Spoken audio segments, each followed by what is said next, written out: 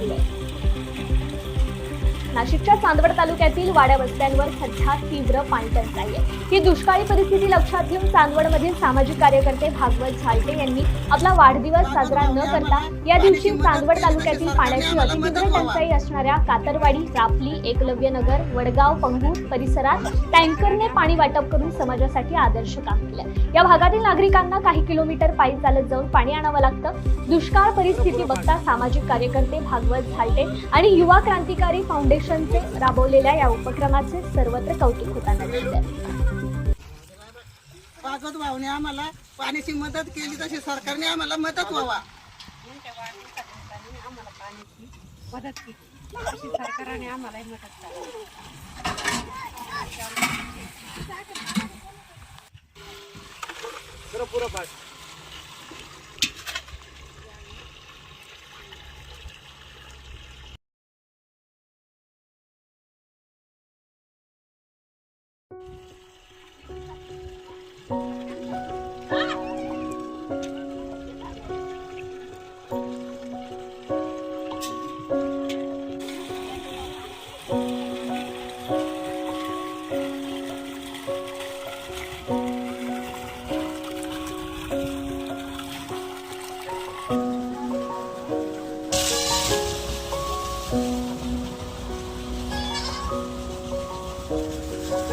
म्हणलं मग आज वाढदिवसानिमित्त देऊ.